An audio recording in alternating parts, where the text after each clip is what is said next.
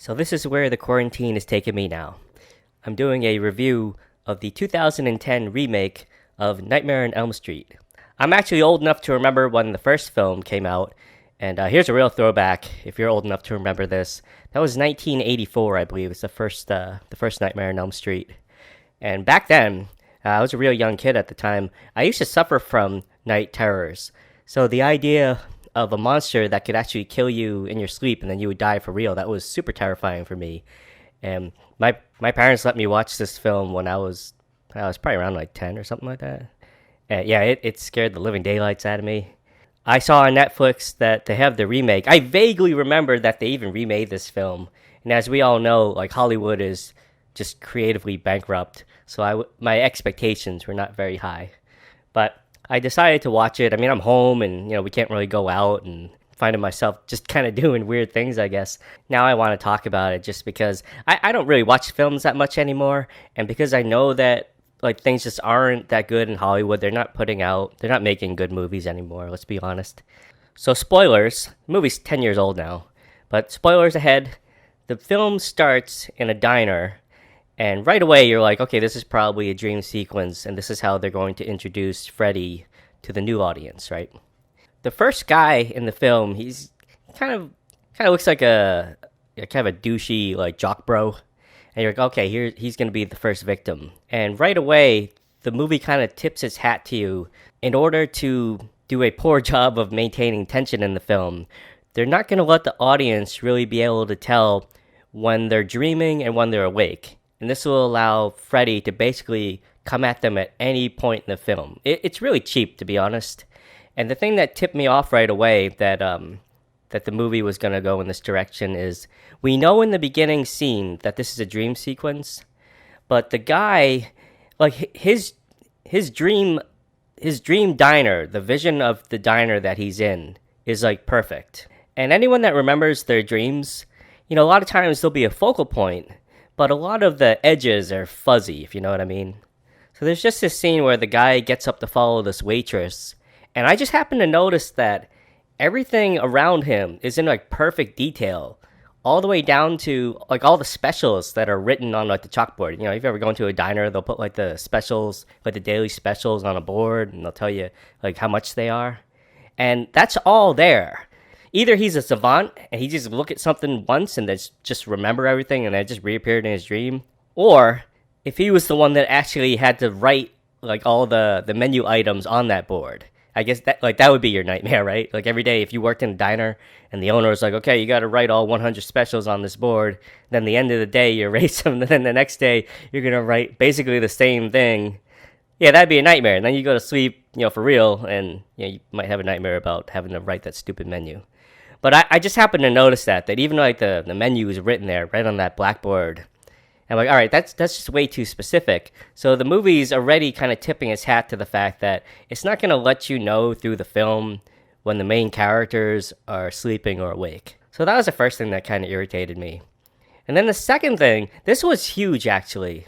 5 to 7 minutes into the film, we see Freddy Krueger, and we get a real good look at his face right off the bat. That's such a breaking point in a horror film, because if you show a monster, like right away, if that monster is not terrifying, then the audience is going to spend the next 90 minutes just being like, here comes that totally not scary monster. Gonna chase some more kids. Ooh. The first time they show the new Freddy, he actually looks like a guy with just like some pantyhose like pulled over his face. Like he's like burned, but he's like kind of smooth too. Or he kind of looks like Mr. Peanut a little bit. So another thing that happens in this film, I'm just gonna reveal it right now, is Freddy's like really chatty in the film. Like, he talks like way too much. He has like actual conversations with some of the victims. Like yeah, there's like some cheesy one-liners and stuff like that, but there's actually some almost like existential conversations between like himself and the kids that he's chasing, which is it's pretty bizarre. This film has weird pacing issues in it. So as an example, the lead character, in the original film, the lead character's name was Nancy. The new Nancy is played by Rooney Mara.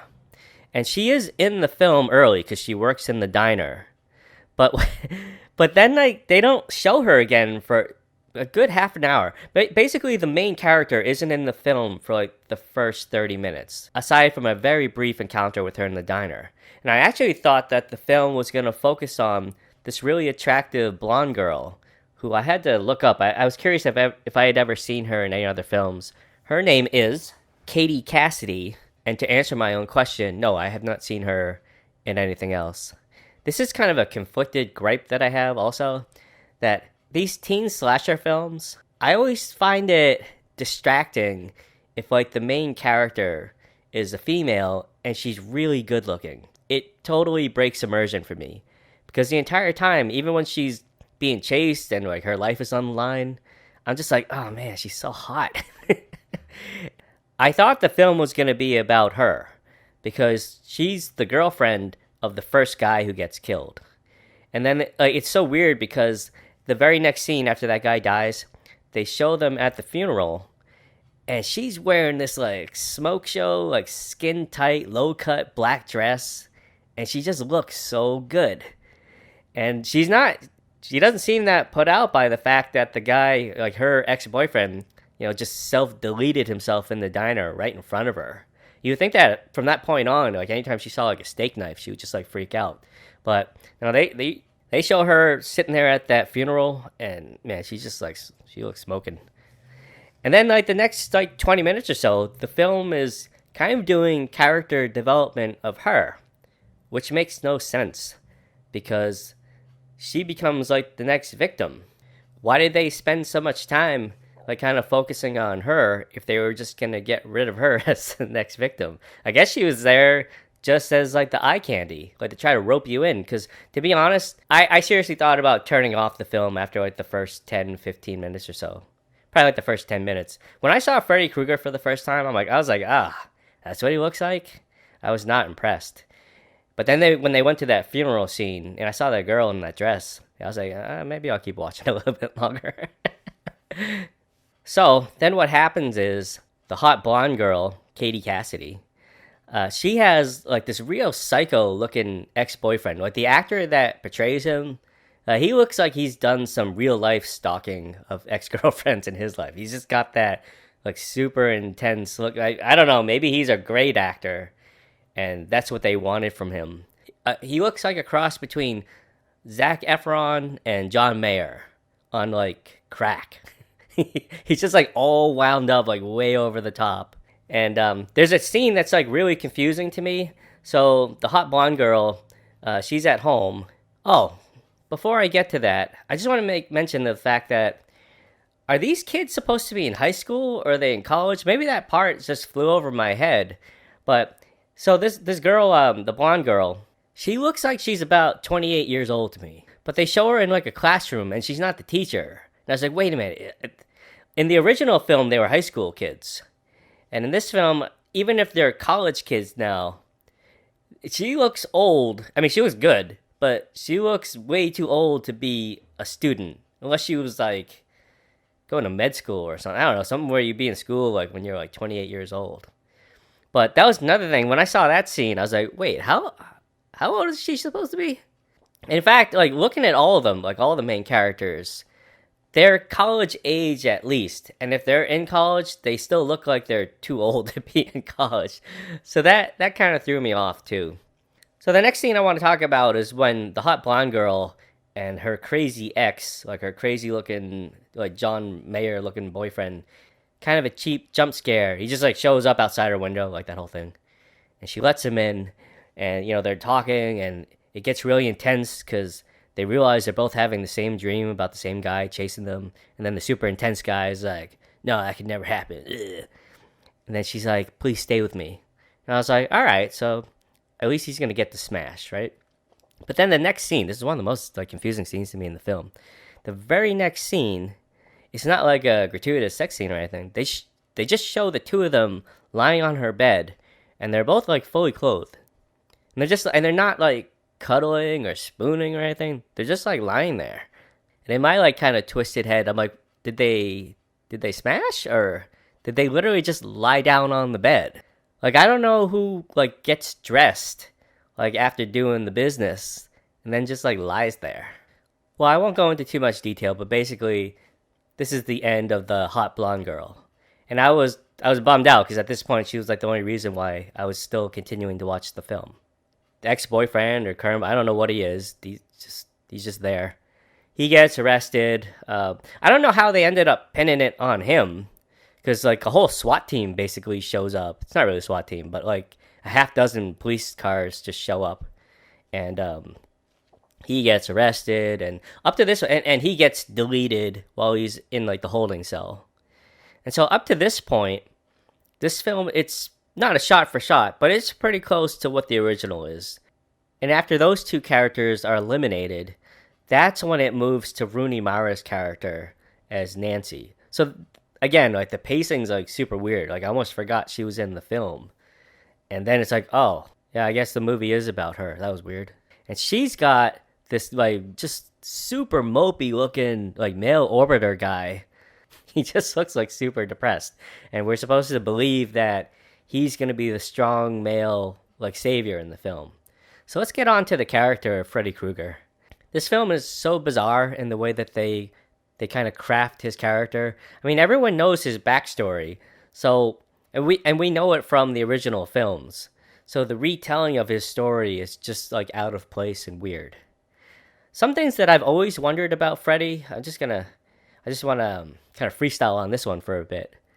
Why did he wait so long for the kids to grow up? If you know the backstory, he was a child defiler. I don't know, can I say that on YouTube?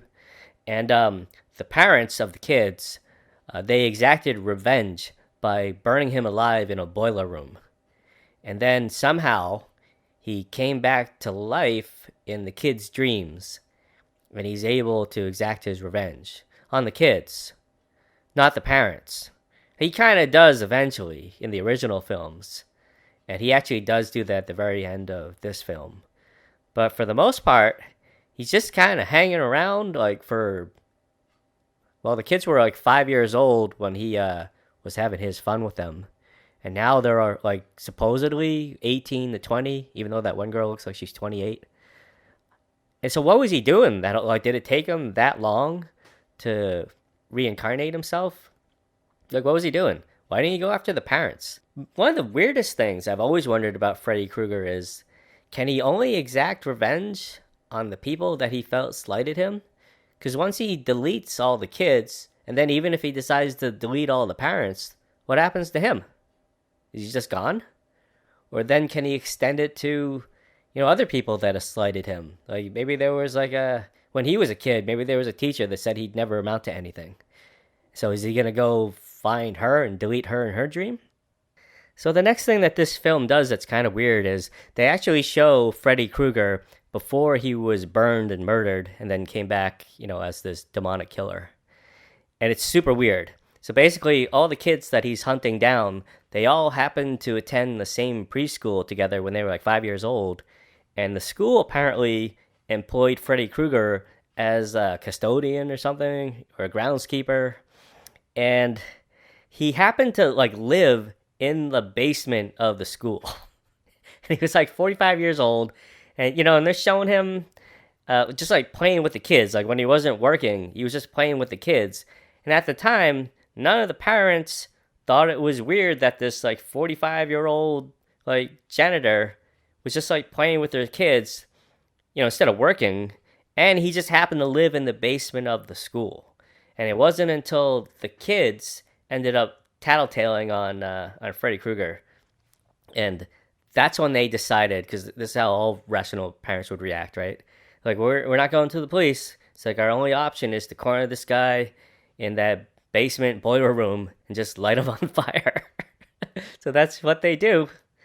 That's another thing that's really weird about the Nightmare on Elm Street franchise. It's never explained why this guy became like supernatural and super powerful. I mean, was he practicing black magic or witchcraft? I mean, was he supposed to be like a warlock? Was he into the dark arts? Like, how did he people get deleted all the time and they don't come back as like these supernatural unkillable beings. It never really made a lot of sense why Freddy Krueger was so angry at the kids. The whole premise of this film is he's killing these kids because they ratted him out to their parents. And so now he just holds this grudge from beyond the grave that he's going to exact his revenge. You really got to examine your life if you've determined that a bunch of 5-year-olds are the reason why you didn't amount to anything. And it doesn't make any sense why he's so angry that he's been burned and disfigured because, hey, I'm not trying to bash Jackie Earle Haley. He's had an amazing career. But the way he's portrayed in the film, it's not like he had this beautiful Justin Bieber face before he got burned. I mean, he was kind of horrific before he got burned. If anything, he's just a little bit more distinguished than his actual face. So from that point on, it's kind of like the standard teen slasher fare. The kids are on the run. The two kids end up going back to the school where the whole chain of events started. And they devise a plan to try to pull Freddy out into the real world. And they do. And it looks like they've triumphed.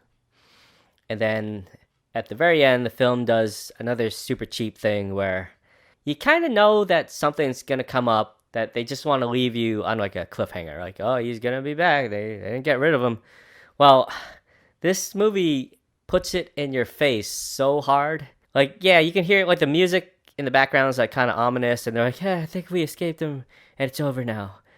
And then Freddy Krueger just shows up and One Punch Man super punches Nancy's mom so hard, in her face, in the back of her head actually, that her face explodes. And then the movie just ends. It just goes to credits. Maybe what they could have done is you put the audience in this place where they feel like things are safe. Maybe the music is relaxing. And maybe Nancy goes up into her bedroom and going through her closet to get her bathrobe or something.